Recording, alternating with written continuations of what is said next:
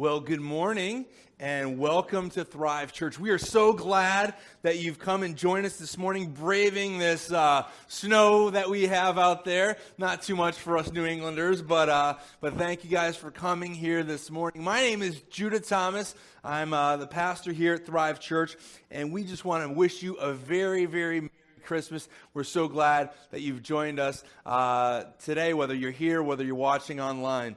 And we're going to open up with the very first verse in the entire Bible, Genesis 1:1. I mean, this is the very first one. This is the one that starts it all. Genesis 1:1. It says, "In the beginning, God created the heavens and the earth." In the beginning, God created the heavens and the earth. And God created the heavens and the earth out of nothing. He made everything that there is. He created it. And then he goes on over the next few days of creation, making other things as well. He creates the light and the darkness. He creates water. He creates land. He creates fish in the water. He creates birds. He creates animals. He creates everything. And then he creates man. He creates human. Made us in his image because he wanted to have a close relationship with us. In fact, we see in the book of Genesis that Adam, the first man, he would walk with God in the garden. They would get together and go on walks. And I don't know what they were to talk about, but man, that must have been pretty wild, walking with God in the garden. They had a close relationship. Now, man was created perfect at that point. There was nothing bad about him. There was no sin that had ever been committed. He was close to God. They had a close relationship with God. He wasn't equal to God, but he was made in the image of God. And God, created a woman, Eve, and they would spend time together walking in this garden. We don't know how long they lived in this perfect state. I mean, it could have been a couple days or weeks, or it could have been years and years. We don't know how long they lived in this perfect state. But one day, sin entered in the world.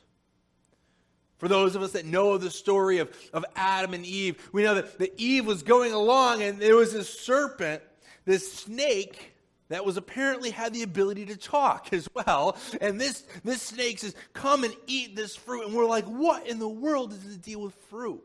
Like, look, I mean, this isn't even a big deal. But apparently it was a big deal to God. Because he said, you can eat anything in this entire garden, but don't eat that fruit that's on that tree. God didn't want him to eat that fruit. And here's Eve being tempted by the serpent to eat that fruit. It doesn't seem like a big deal eating a piece of fruit. But she ate that piece of fruit and she gave it to Adam and he ate that piece of fruit. And what it did was it's like taking a wedge and it put the tip of the wedge between us and God. Put the tip of the wedge. We're like, well, it's not that big of a deal. It's just a piece of fruit, for crying out loud. But it put that wedge there.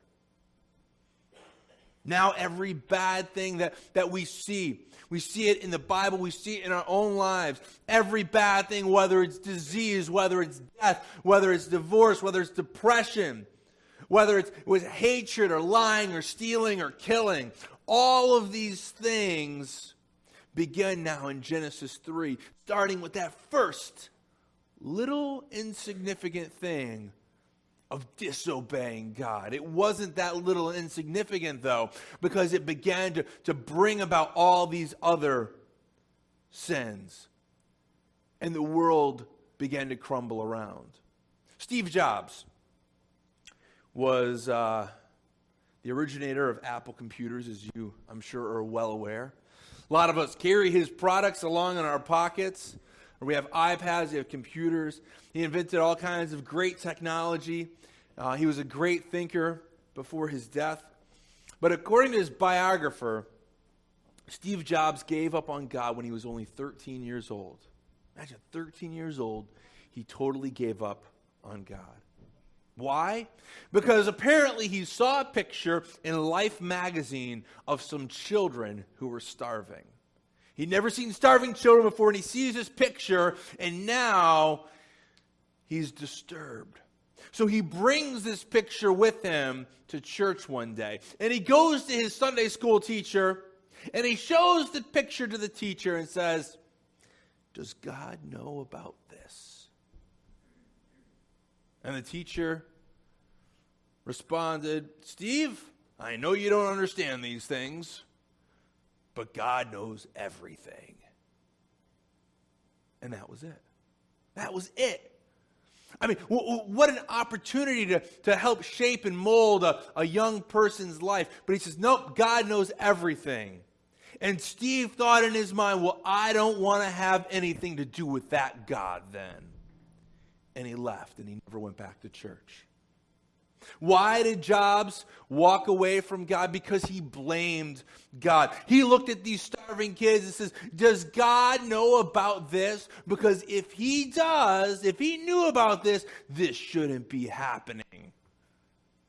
If God was good, this would never happen. Maybe you felt that way sometimes in your life. Maybe you feel that way now. You see bad things going on in this world. Man, every day it seems like some new bad thing is happening in our world. Maybe bad things are going on in your life. And you're thinking to yourself, if God was good, why is he letting this bad stuff happen?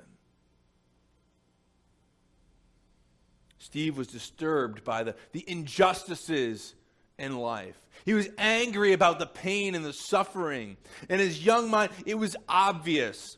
If there is a God, then why is there evil? So he blames God and walks away from the church, all because there was hungry children. See, the problem with this world is not God. That's not the problem with this world. We say, why is there suffering? Why is there hunger? Why is there starvation? Why are there murders? Why are there these things? The problem is not with God. The problem with this world is sin. And sin has damaged our relationship with God. It put that wedge in. We once were able to have a close relationship with God, but that sin, when we do wrong things, it puts that relationship and it spreads it apart. And it leads us to damage every other relationship that we have in this world. I mean, think about Adam and Eve, right? I mean, as soon as Adam, he's out there and God's like, what's going on? What is the first thing Adam does? He blames his wife, right? He's like, it's Eve. And not only does he blame, this I find kind of funny. It's not funny, but it's kind of funny. How he blames Eve and then he blames God. It's this woman you gave me. It's like, if you hadn't given her to me, everything would have been fine. Now, some of you guys are like, yeah, I can agree. No, don't go there. But we see, how it's dividing our relationships.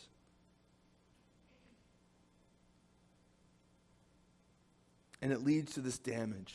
See, until we deal with sin, we're never going to be able to deal with the problems in our own life, much less the problems in the world.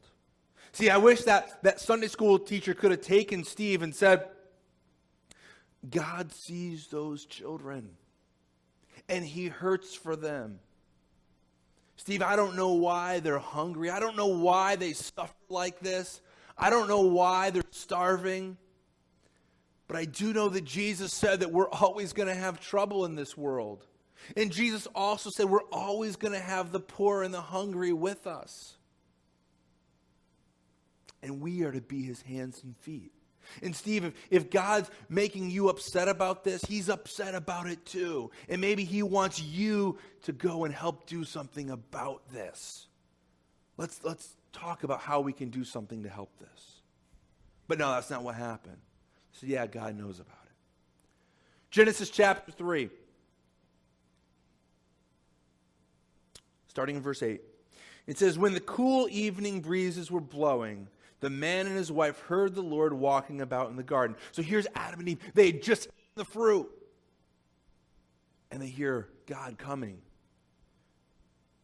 The man and his wife heard the Lord walking in the garden. So they hid from the Lord among the trees. Then the Lord called him, "Where are you?" And he replied, "I heard you walking in the garden, so I hid. I was afraid because I was naked." Like we might feel a little awkward too if we're walking around in a garden naked and somebody starts calling for us. We're like, "Wait a minute, I better hide." Verse 11 says, "Who told you that you were naked?" The Lord asked. "Have you eaten from the tree whose fruit I commanded you not to eat?" Then the man replied, here he is, throwing her and God under the bus. "It was the woman you gave me who gave me the fruit, and then I ate it." The Lord asked the woman, says, "What have you done?" Do you understand what you have done? Do we understand the gravity of sin? Do we understand how sin affects us and others around us? People look around this world and they say that we've got, race problems and we've got equality problems. We've got all these problems. No. You know what we have? We have a sin problem. See, that's the problem. These other things, no, those are just symptoms of having a problem with sin. See, because we don't understand how sin affects us and others around us, and we forget about the consequences of sin. So this world then is cursed. God curses the world, and things start to fall apart, and we suffer the consequences of the sin that we brought here. It wasn't just that one sin, though. It was like Pandora's box. Once that wedge was there, we opened up the box of sin, and now it could never be closed again. It could never be controlled again. And we dig ourselves deeper and deeper. Sure, it started with just eating a piece of fruit, but then it leads to all kinds of horrible, horrible sins. And we dig ourselves deeper, and we look around, and this continues even to this very day. And as the sin grows, so did the despair, so did the emptiness.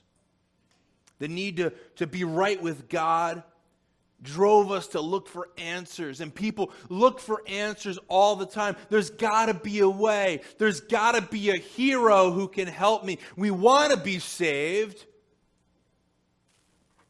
but we need a hero. It's like the movies where we see the victim, they're dangling from a building, hanging on for dear life, wondering if some Superman is just going to fly down and save us from the mess that we've made. So the world is lost and without hope, looking for someone, looking for a hero who will save them. I read of a submarine. And the submarine had rammed another vessel in the ocean, and the sub began to sink. And it was sinking to the ocean floor. And all these other rescue boats came along, and they sent divers down, trying to see if there was anything that they could possibly do. And they knew there was people inside this sub, and it's sinking to the bottom of the ocean. And some of the divers went, and one diver specifically, he was trying to see if there was any life, and he held his ear to the vessel, to the submarine, and he hears tapping in there. And he recognized that it wasn't just any tapping, it was Morse code. And the person inside was tapping out, "Is there any hope? Is there any hope?" And that question is the cry of all humanity, of all men and women. We're asking that question, is there any hope? So sin entered the world, and it began to grow and fester and get infected. So God sent along prophets, people that would come up and they would begin to speak on behalf of God. And as they were speaking, they were telling that someday, maybe 20 years, maybe 200 years, maybe a couple thousand years away, we don't know exactly when, but one day someone will come, a hero will come, and he'll save us all. But it seemed so far away. In Hebrews 1:1, it says, "Long ago, God spoke many times and in many ways to our ancestors through the prophets." And Jesus came, and Jesus was here to fulfill the prophecies.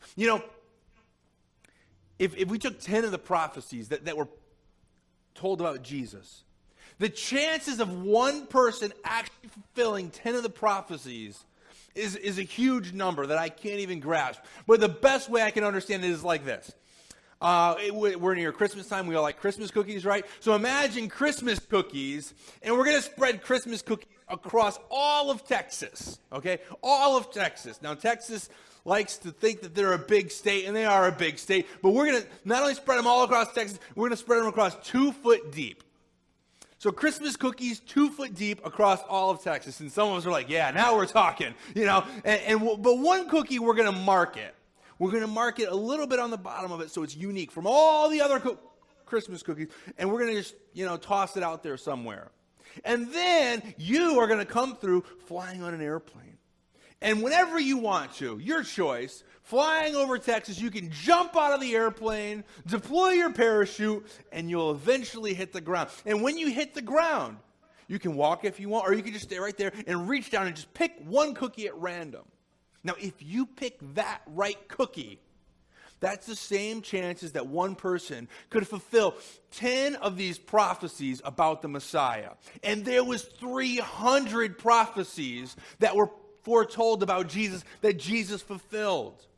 See, God made a promise. He said, there's a Messiah coming. There's a Savior. There's a hero coming.